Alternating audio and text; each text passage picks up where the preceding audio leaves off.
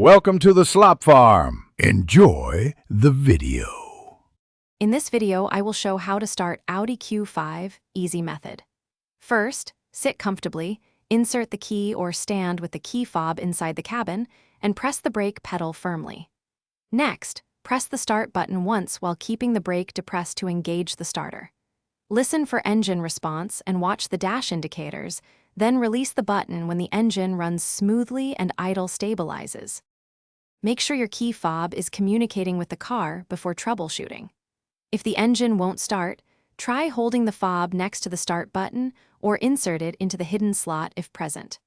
Replace the coin cell battery in the fob as a simple fix, and always carry a mechanical key blade and a spare battery so you can unlock and start the car quickly when electronics fail.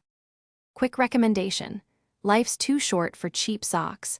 Go darn tough with a lifetime warranty for comfort on every drive and roadside stop.